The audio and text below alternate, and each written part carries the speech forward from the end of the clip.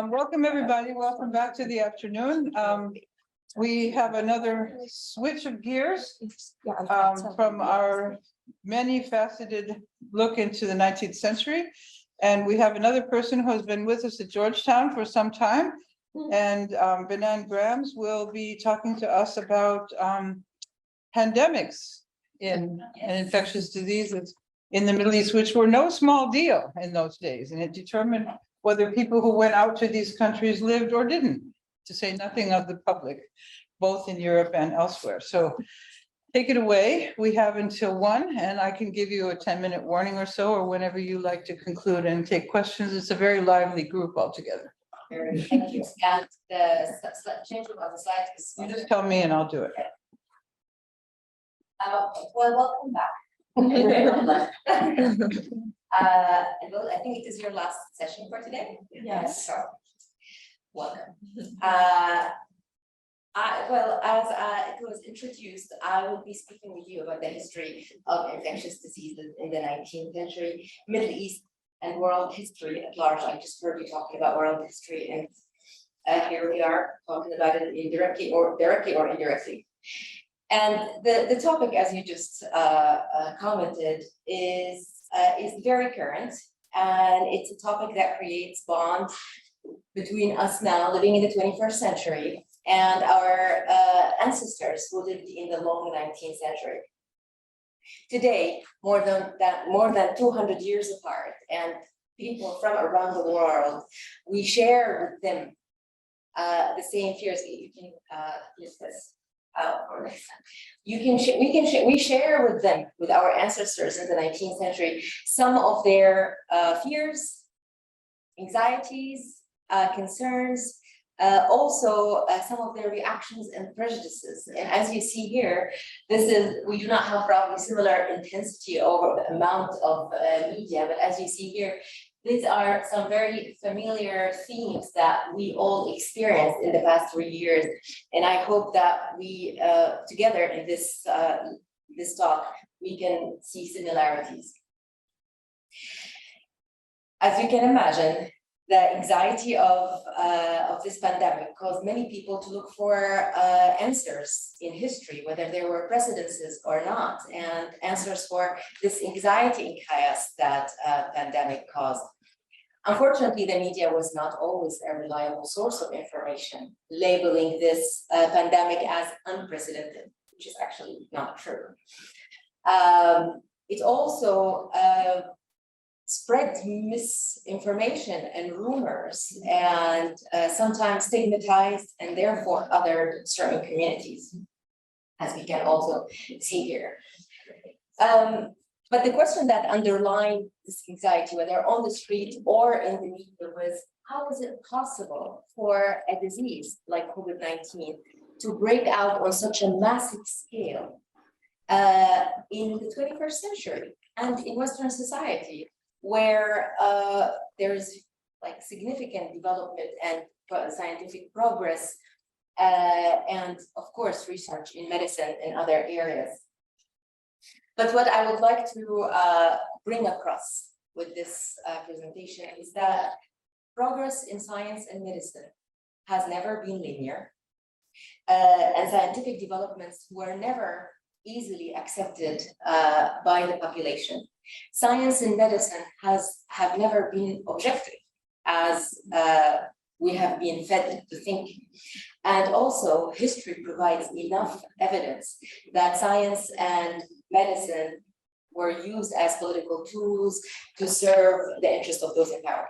I personally would go a step further and argue that if technological innovations and scientific discoveries were not employed deliberately to create such social justice, they can easily lead to increasing the gap of social inequalities and social injustices. But these are huge topics to cover in 30 or 40 minutes here. Therefore, I decided to focus on three major diseases that were heavily discussed in the 19th century, and also the impact of which we are still reaping nowadays. These are smallpox. I think you can. These are smallpox, as you see here, plague, and cholera. But before delving into the history of these three diseases, I want to expand on the title of this talk, just to give you a context for when and why we are studying that. Can we move to another one? And I think, okay, with this slide, I was presenting to you the various pathogenic agents that cause these different diseases, although they look actually pretty cute, right? Cute color. And humanity suffered throughout these centuries from these very microbial agents that people in the 19th century thought they were either seeds or invisible animals, until they came up with the term germ. But as I said, I wanted to expand more on the topic of the conversation, and we can go a slide further, please. So I animated. I will do that, Oh, yes. sorry, but I know that's how it goes. I can bring it all up. animate. I became a historian. I became boring. I never animated. Today I wanted to be a little bit more exciting. So Well, the technology foiled you a little bit, but we'll manage. great. So the title of this talk has two major components. First, infectious diseases, which is getting also called pandemics when it takes the global scale, and also the 19th century. And I wanted to start with you first as to why you choose to look back to the 19th century. You've been hearing, I think, for the past 3 days about all the things happening in the 19th century. It is an exciting period for multiple reasons, like all the political and economic transformations, developments. In particular, probably you've heard about European imperialist expansions that was at its heights in the 19th century pandemic, 19th century in general. And it was facilitated by the innovations and technologies that came about after the Industrial Revolution that started in Europe in the 18th century. But what is most significant to our topic today is the revolutionizing of transportation and communication technology, and in particular, the invention of the steam engine, as it was employed in steamships, and also steam train. This new technology shortened distance. It did not create something new. I mean, let's establish like that. The world humans have always been on the move throughout the centuries, you know. But what happened in the 19th century is just the speed became faster. It was more convenient, easier, and that facilitated the movement of people, goods, but also diseases. So the second component that I want to talk about is why it is important to study infectious diseases, and as I said, in other words, pandemics when they are on a larger scales, and epidemics when they are on a local scale. As we've experienced, when infectious diseases break out epidemically, they break out they are swift, first of all, very fast, and on a large scale. This combination together creates panic, chaos. Economies are paralyzed. Social and political conflicts and disruptions happen. And most of all, and most important, this is why it is very important to study the social history of pandemics, is because it foregrounds already existing social problems. We can see during the pandemic who's not, who matters, whose life matter, who's not, and whose health also matter, and who's not. So that is why, although generally a wide and agreed on fact that pandemics and infectious diseases, they create chaos, but then they disappear. And once life goes back to normal, people forget, right? So yet the effects of these diseases are sometimes long lasting. And in particular, 19th century pandemics had effects that we are still living nowadays, and we will talk about it now. Can we move to the next one, please? All right, so I will start with smallpox. Now, smallpox did not stir discussions and conversation like the ones we were talking about as much. It was more cholera and plague that created this terror among the population and got the governments to react. But because smallpox has impacted our life so dearly, I decided to include it. And we can talk about it now. Unlike the conventional notion that plague was responsible for the reduction of human populations throughout the history, it was not really plague. It was smallpox, the real killer. Mummies, Egyptian mummies, have been examined and they found scars on their skin. And that suggests that smallpox, already 3,000 years ago, ravaged these societies and killed their individuals. In the Americas, the arrival of European brought to communities that had not experienced smallpox before, a disease that was devastating for them.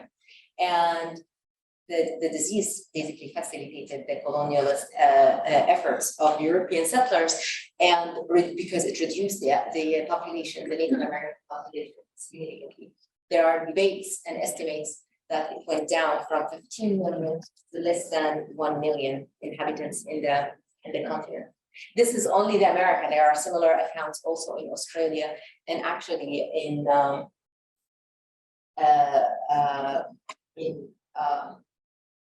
Australia and the area that they're can't think of any more of those islands.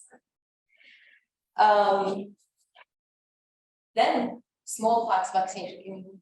Smallpox vaccination was not discovered. Its development had to wait until the early 18th century.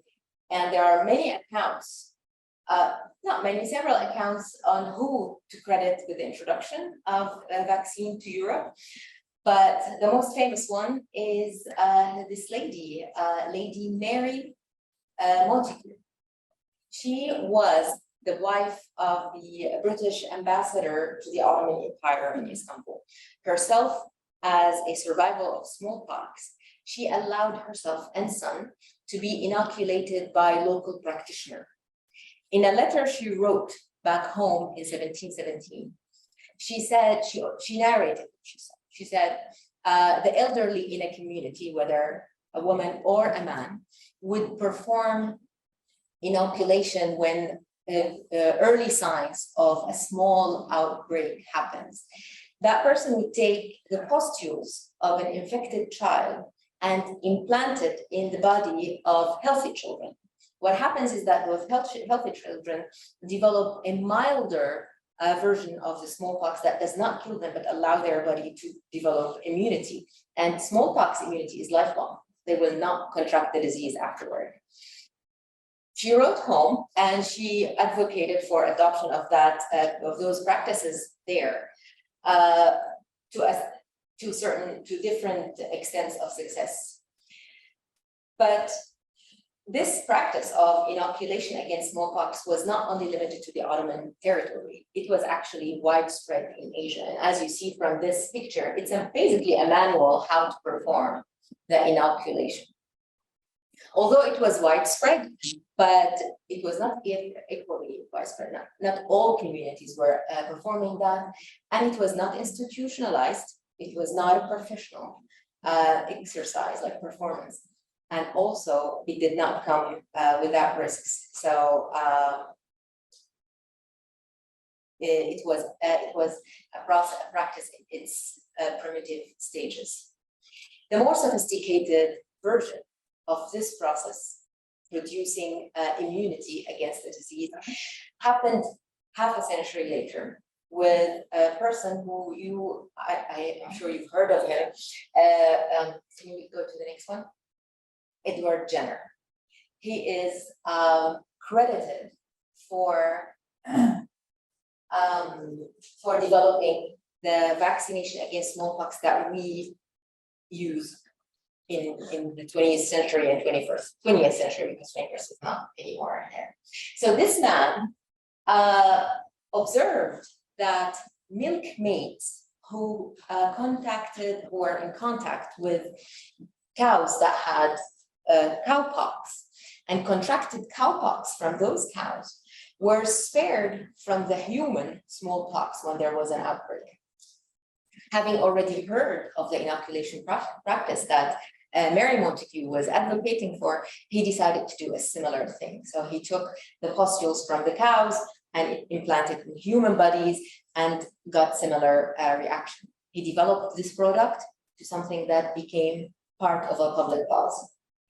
Now, don't think that was welcomed with open arms by the English population. In fact, people strongly opposed him and launched campaigns as this against him. And this was taken from one of the contemporary newspaper, and you can see like that is probably Jenner himself performing the inoculation. And basically the message is, watch out, don't get your children vaccinated because they might turn into cows if you do. So yeah, you see all the cow faces coming, all the cows coming on those faces. So, and this is, I chose the most colorful one, but there are many of those campaigns, watch out.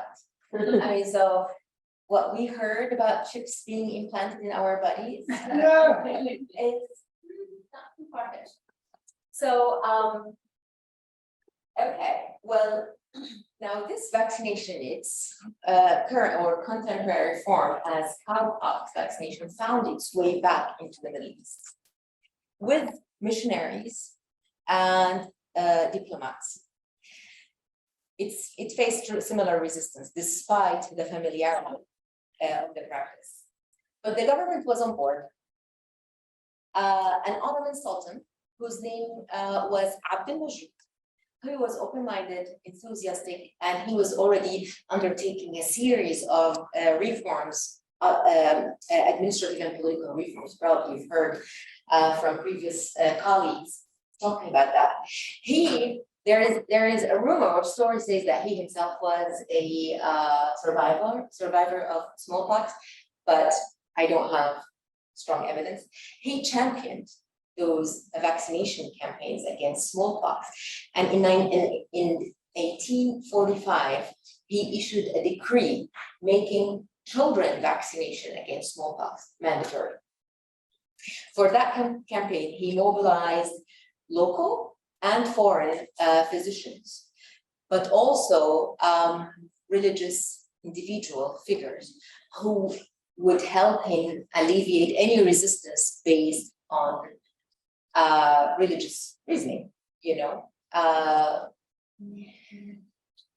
Still, there was some sort of resistance, and we can certainly attribute that resistance to either ignorance, lack of faith in the government,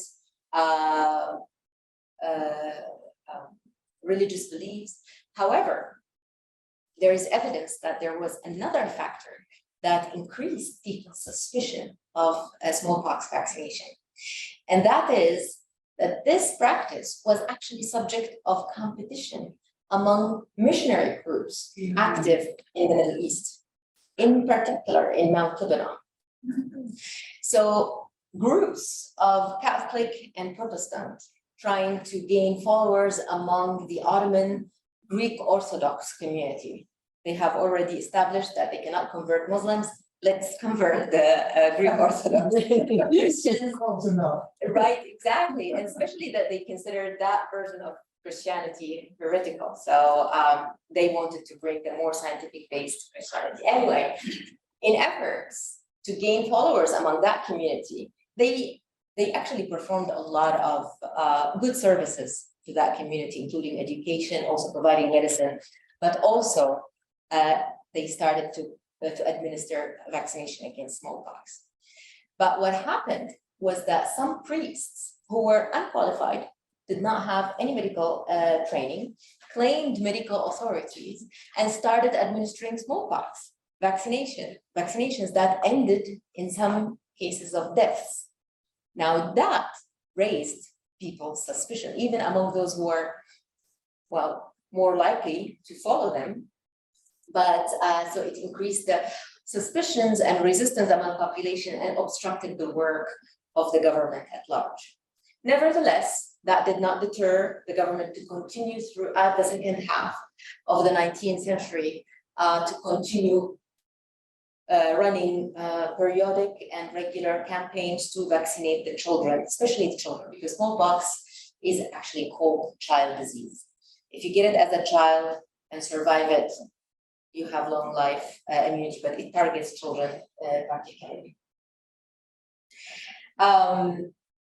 So the Ottomans continued to perform vaccination against smallpox, and actually by the end of the empire in 1918, I mean the end of the First World War, soldiers were forced to be vaccinated, and actually the government was issuing certificates of vaccination like this. Susan, can we please? Right, this is Abdul and Sultan Abdul, and this is a copy of those certificates of vaccination. It's a vaccines, as they call it. French was the second language after Ottoman. The smallpox has been declared eradicated already by the World Health Organization in the 1980s around the world. It was already eradicated in Europe in the 1950s. And I think we can agree that smallpox and the idea of vaccination, the idea of producing immunity in human body is associated with smallpox. So I think smallpox can be credited with our vaccines that nowadays we develop. Can we move to the next? Yeah, and then again to the next. All right. So now we go to plague. Although smallpox is the real killer, it was plague, the disease that left strong impression on human consciousness, cultural expressions, and also perception of others. Especially in Europe, there is a series of visual paintings and writings speaking about plague and how people imagined the disease to affect their lives. In fact, in Italy, for example, they developed a scent wood. His name was San Rocco. If you see it in some churches in Italy, you will see a San Rocco with the bobo in his leg, and he has a dog with him, and he is supposed to have helped people during the hard time of plague. So anyway, so plague was really culturally very influential in Europe. And during the 19th century, it had strong geopolitical implication on the relationship among the superpowers of the 19th century, in particular in the Mediterranean. And that is because everybody was competing as to who should control the quarantine institution in the Mediterranean. Can we go now to the next one? Right. So the quarantine, I will give you a very brief idea about how that institution came to being. I'm sure you've read a lot about it, but it was invented in the 14th century by Italian city-states in response to what we now call the Black Death, plague of the 14th century. The institution proved beneficial, and indeed, in some places, plague did not arrive when this period of 40 days was imposed on ships offshore. This is a view of Malta. Malta was actually a quarantine station in the Mediterranean. Yeah. But no soon. So because it was beneficial, other European port cities decided to adopt the same practice and institution, and they forced ships arriving to them to go into quarantine. But no sooner this institution became a standard, it started becoming also a political tool. In addition to the preventative function against infectious diseases, it triggered also commercial protectionism, especially among Europeans with their commercial competition over sources. I'm just gonna try to adjust so that only you show. I'm just gonna. Yeah. For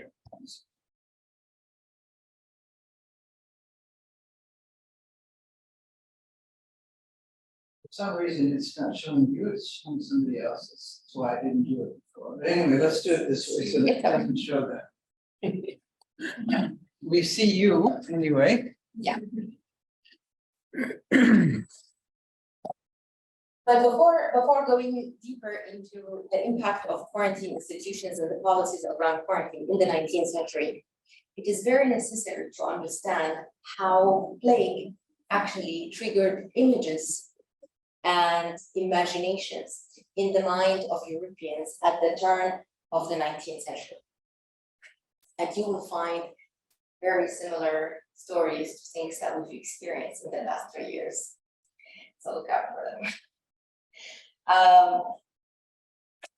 As I said before, the quarantine was an invention of the 14th century, and in response to Black Death, European drew link between the arrival of commercial ships coming from abroad, mainly from the east, with the outbreak of plague. But it was only in the 18th century that the association between plague and the East, in particular plague and the Ottoman territory, starts taking hold in the mind of Europeans. There is one reason for it, like realistic reason, which is that plague was dwindling in Europe while it persisted in Ottoman territories. So that strengthened this assumption. And indeed, many European scholars and doctors and researchers made a living by going to Ottoman cities and villages, study plague there, and analyze the Orientals' attitude during plague epidemics. They produced literature and knowledge and about that, and cemented with that a term that is called the Oriental plague. Does that remind you of anything? Yeah, something. One of our leaders talking about the China virus. Exactly. So the Oriental plague was actually not only rhetoric in media, but it became cemented through literature and research that was claimed to be scientific. These scholars also began to look for the reason of plague in the attitude and behavior and belief system of Muslims in the Ottoman Empire. And you could hear, reading travelogues and some of the books. Can you go to the next, please? Next slide. Right. Yeah. I mean, this is only a selection of some of the books that were produced. Russell, he and his brother, actually, he was a physician. This is a very valuable book. Natural History of Aleppo in northern Syria. And Lady Hester, she was such a personality that you can admire, but her physician, who was her first admirer and was writing her memoir, make some generalized assumptions about plague and how people reacted to that. And Henry, Joseph Henry, he was a missionary traveler in the Middle East. He also contributed and enforced this image that Muslims, there are stories about the indifference of Muslims to falling ill to plague, and they attribute that to something that's called Muslim fatalism. You see that term actually a lot in the correspondence. I did a little bit of research in the National Archives, and I was reading the correspondence of the the British, not the American consul in Damascus, and the word fatalism was just there. I mean, so it was pretty established.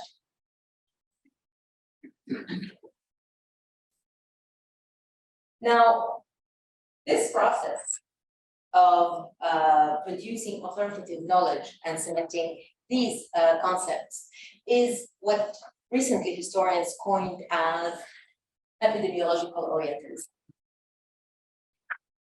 And that term describes how the ways in which European imagined the Middle East, perceived the Middle East, and constructed and represented, especially the Ottoman Empire, as a territory full of diseases and sickness, and the land where the landscape emanates sicknesses. It describes also the manner in which the Orient is constructed as a site of sickness, and plague was perceived to be anchored in particular space outside Europe, and create also health boundary, or what the scholar who created this or who coined that term, her name is Nukhet Varlik. She saw that those writings as creating epidemiological boundaries between the healthy and clean West and the filthy and the sick East. So this binary and imaginary epidemiological boundaries, they not only informed European border control policies, but it also legitimated their interventions in the Ottomans' public health affairs. And later, when the Ottomans adopt quarantine with its Western style, they justified their intervention.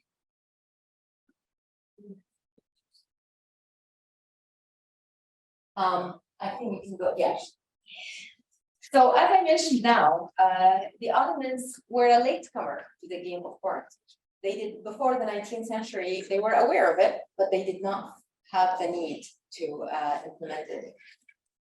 But in 1929, a group of European representatives came to the Ottoman Sultan and informed him that there was a disease far worse than plague, ravaging Russian territories. And therefore they asked him to stop the ships coming from Russia to the Ottoman Empire, the Ottoman shores, and to force them to go into quarantine. The Sultan, the same one, the Sultan Abdul-Majid, who was supporting the vaccine, he thought, okay, well, this is actually a good idea. It does not have to be only for that particular disease, but it can be an institution for all other diseases. So he endorsed and established something that's called the Quarantine Council. It was established by a decree of 1839. And he realized that the Ottoman Empire does not have the expertise necessary to run such an institution, while Europeans have a long experience with that. So he suggested for Europeans to come and help him. And indeed, he appointed one European physician from each country to become members of this quarantine council. And he may put the leadership of the council under an Ottoman administration. Now, these representatives were pretty powerful.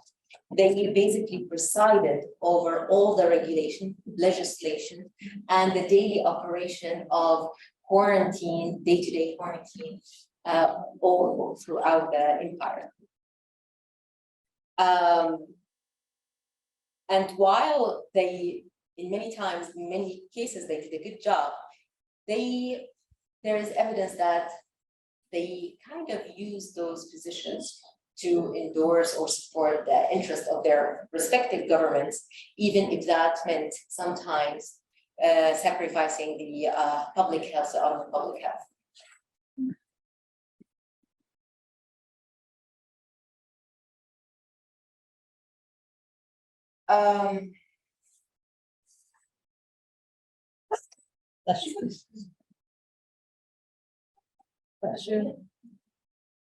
Now, the Ottomans were not alone in trying to implement disease control regulations. Other countries as well, France, Spain, Egypt, which was semi-independent from the Ottoman government, from the Ottoman Empire.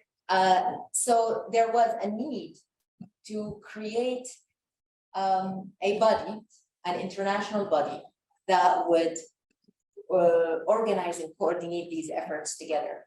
And indeed, in 1851, the first international sanitary conference was convened in France. This conference, as I said, was initiated to tackle the case of plague and what the best methods are to control the disease and stop it, especially stopping diseases to come from the east to Europe. I mean, this is a very important point.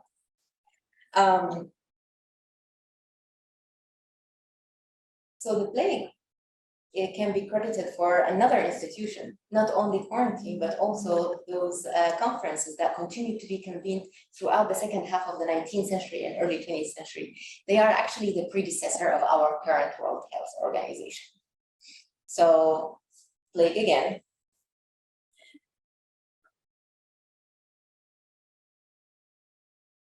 Although they were, the first conference was initiated to fight plague, the delegates in that conference found themselves thinking about cholera.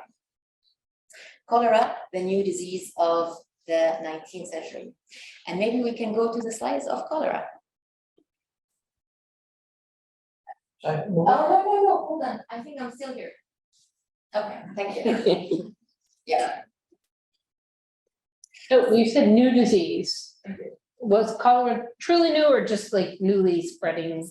Thank you for that. Cholera is actually an ancient disease. Yeah. We just had not heard about it before 1819. It is endemic to the Ganges Valley in India. And the bacterium that causes it, which is called Vibrio cholerae, is actually a delicate bacterium, can be easily killed. But because of the speed with which people travel now, it survived the distance and was able to spread and find convenient environment to survive. Is it waterborne? Or? It is waterborne. It's a waterborne disease, just like typhoid. And the first time we learned about cholera or encountered it was in 1819, when the disease accompanied British soldiers returning from India and disembarking in the Oman port here in the Gulf, in the Persian Gulf. From there, cholera spread, as you see here, through Mesopotamia, Russia, along basically the trade routes. These trade routes are ancient. And plague spread in this way. It's just the speed again is what's remarkable. So cholera spread and reached Europe in actually in 1931. In 1831. So 1819 marked the beginning of a new terror, a global terror, and a major threat to global public health. And it became #1 topic in the discussions of those international conferences that we saw that we will encounter more in the second half of the 19th century. What's funny is that although even delegates themselves who are attending those conferences admit that cholera primarily reaches Europe through Russia, yet the discussion in those conferences was primarily on how to control maritime movement in Ottoman territories and in the Mediterranean. I mean, it's not surprising, is it? For the British, the way to India is dear and protected all the time, and controlling the Mediterranean was essential for them.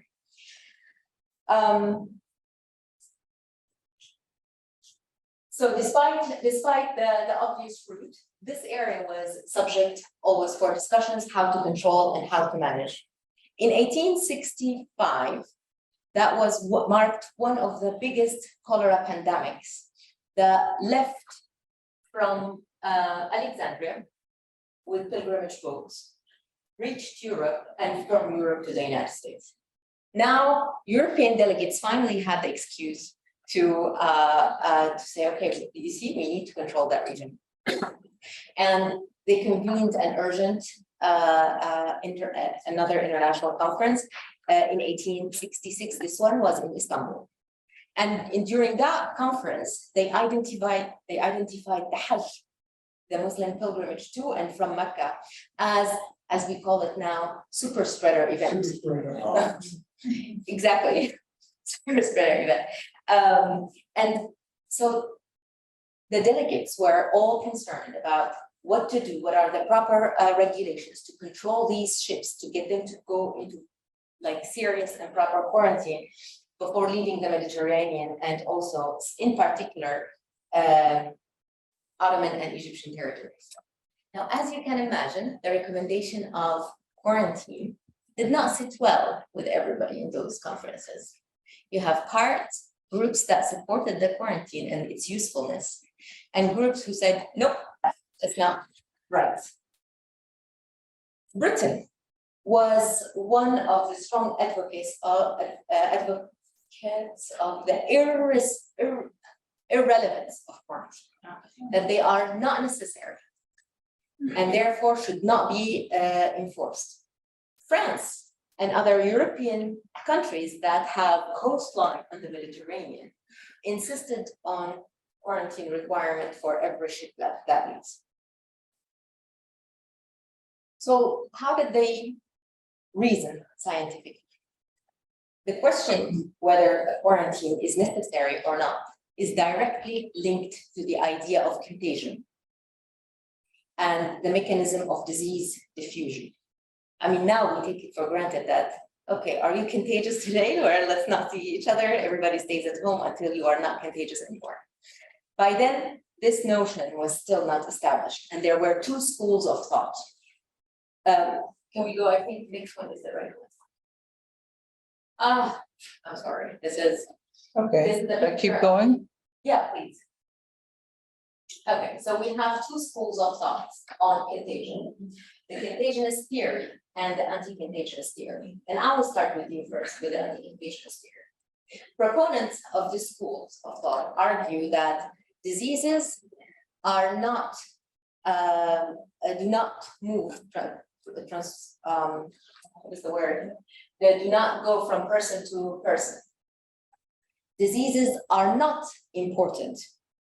The way they explain the outbreak of disease is based on what is called miasmatic theory. Miasma means bad air. So the way they thought about it was standing water, petrified objects, filth, release odor. This odor contaminates the air and causes disease and becomes an epidemic when people inhale it, so through inhalation. Therefore, proponents of this school of thought think that the restriction of movement through quarantine was not necessary if the if the cause of the disease is local.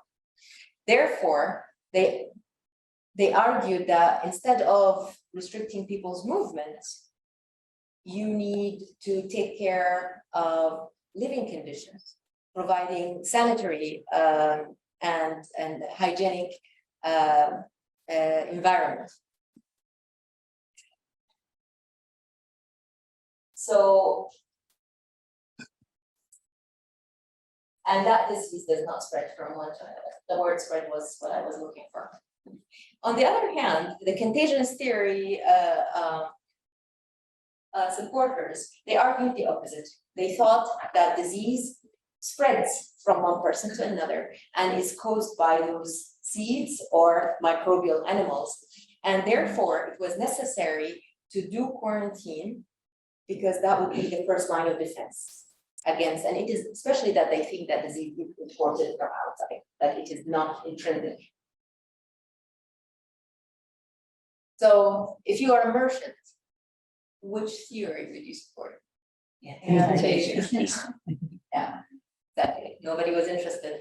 In particular, the British, they vehemently opposed it. Say again? They didn't want us to trade. Absolutely not. And although they themselves control the living conditions in India, they insisted that it was the health conditions, which is not untrue. I mean, such small place crowded with so many people and facilities that do not match what we have nowadays, right? Like, I think if you go now to Mecca, it's very developed in technology that provides hygienic conditions and situation. But the way they presented it made it the only source of disease, and that it is intrinsic and local. When were they able to see with microscopes? At what point in the 19th century did microscopes advance to where they could actually see the bacteria? Right. So Janssen microscope. Well, early people were seeing things under the magnifier or already in the 18th century. But they could not, first of all, the technology was not strong enough to identify. Second, there was no support for it, like institutional support. And this development waited until the mid-19th century. And you've heard probably of Pasteur, the French scientist, and also, which the person I'm going to come talk about now, is Robert Koch. You want me to advance? Yeah. Oh, there he is. Here he is. Robert Koch was able to isolate the Vibrio cholerae, the agent responsible for cholera, in 1883. But discovering the pathogen agent does not necessarily mean that you have all answers. I mean, even when people realized that Yersinia pestis, for example, was responsible for plague, they still did not know how to kill it or how to prevent it. It was only later when they realized, oh, it is with rats and fleas and all that. But anyway, so the fight between the contagious and anti-contagious theory came to an end in 1890s when Robert Koch not only isolated the Vibrio cholerae, but also proved that it was waterborne disease.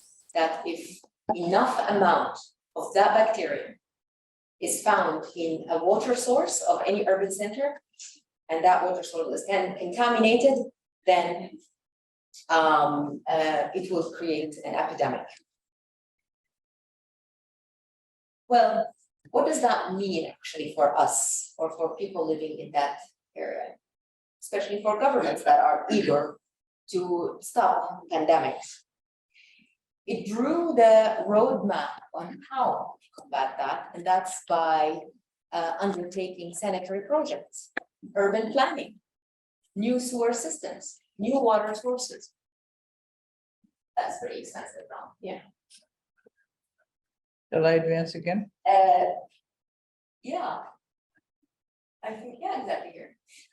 At the same time, scientists figured out that the bacteria was delicate and that they need that it is killable in high temperature, and therefore European manufacturers started producing disinfection machines, all sizes, disinfection and purification under high temperature and high pressure. Now, the Ottoman Empire was a great customer for these companies because these machines are cheaper than going around and creating.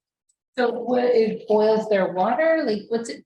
It applies high pressure air and very hot air, so it kills basically disinfectant. Does a person go in there? And I know that person, I think probably they thought about putting people there. Big enough. But no, belongings, their belongings. Oh, they're belonging. Right. So these are for Like an autoclave. Sorry, again? Like an autoclave. They clean, they sterilize instruments in at the dentist or. Yeah, exactly. It's the same principle. And here, like, look at this guy here.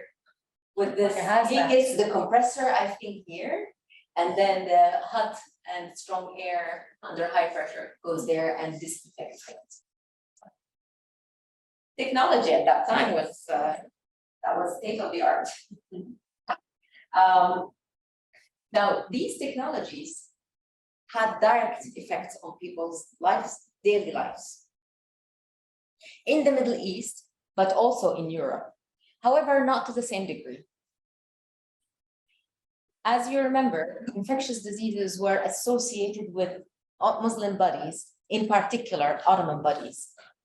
What that meant was that a ship that carries Ottoman subjects was not only more likely to stay longer in the quarantine, but to be subject to stringent regulations and thorough disinfection. And people complained about that. People were not stupid. Newspapers at that time reported that Muslims were incurring experiences of humiliation and financial damage because the officials and officers in a lazaretto, in particular, the notorious one was the lazaretto. Lazaretto is the quarantine in a maritime base, right?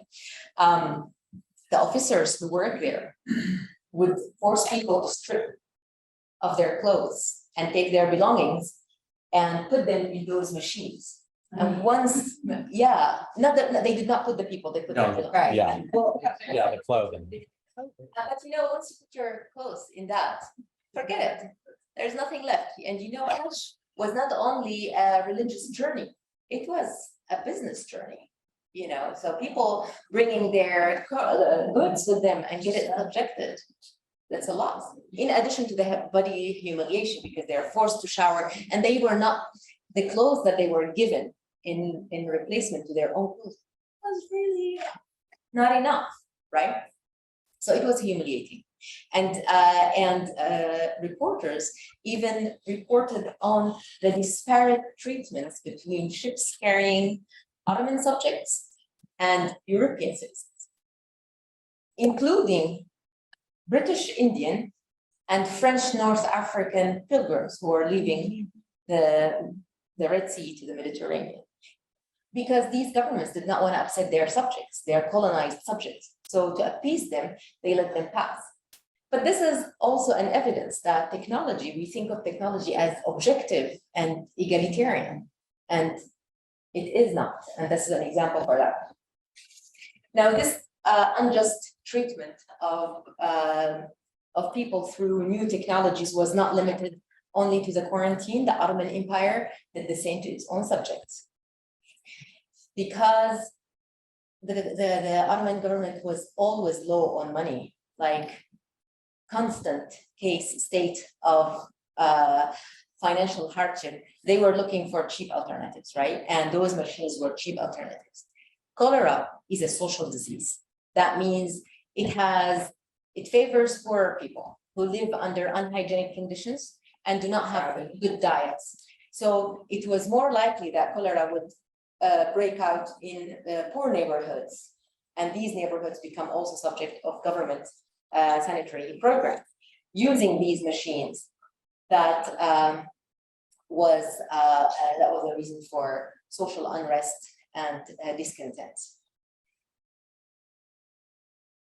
I'm almost done. I just realized that I've highlighted only the negative things about cholera, but as we credited smallpox with vaccination and plague with quarantine and or World Health Organization, cholera can be credited with the talk about sanitation and hygiene. The history of cholera was written and revisited a few times. Earlier historians, they said, because of cholera, we live now in more hygienic conditions and our urban planning has gotten much better. We are inclusive, although not entirely, with poorer communities. Even the poor can live in hygienic conditions. the revisionist historians argued this, this is too simplistic of an argument. There are other factors that helped us come to this state where we are now.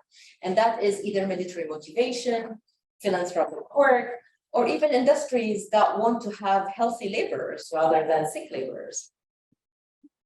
So there now, I mean, the situation is kind of settled. I actually argue that elsewhere in my dissertation, that under certain circumstances, when the conditions and the results of cholera was so dire, economically and politically, the governments were forced indeed to do to undertake these expensive projects. And if we go, oh yeah, exactly. Oh, is that the one you want? Oh, we missed all these. Okay. We can go to the last one. I mean, and have you heard of the Soho water pump? This is in London. That is before anybody thought that cholera was waterborne disease. It was John Snow who suspected it, he just could not explain it. This picture is actually in Damascus, my hometown. This is in Mershi. I mean, it is true that the Ottomans looked for cheap alternatives, but at some point, especially in 1903, they could not take it anymore. The city was constantly having a cholera outbreak, so they decided to do indeed a project, sanitary water project, and they brought water to the streets in iron pipe, closed, all good water, and indeed the number of cases were reduced. In 1903? Yeah, exactly. I mean, 1903 is when the project was initiated, and it was inaugurated in 1908.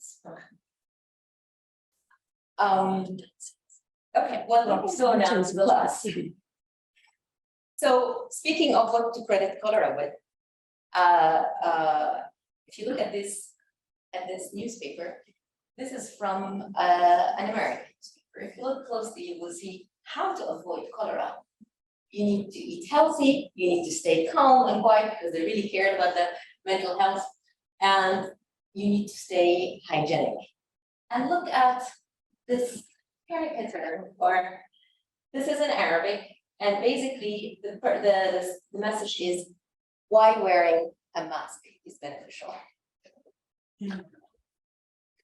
If both are naked and one pees on the other, then it will be bad. If that person is wearing the pants, then it would reduces the impact.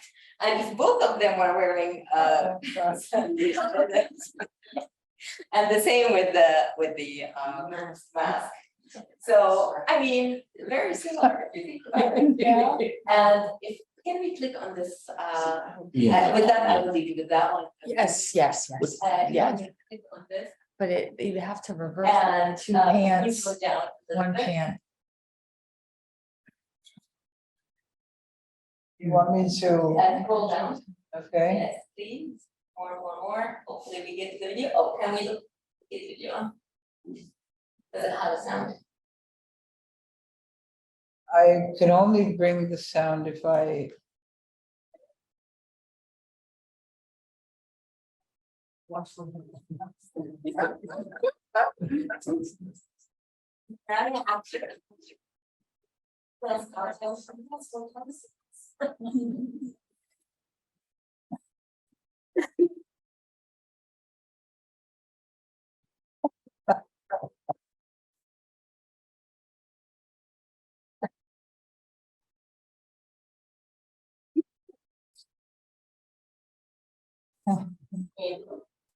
So it's for results and the folder.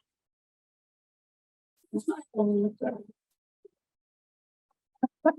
this on YouTube? Sit down. Now he touched it. Sing the ABC. Okay. Thank you so much.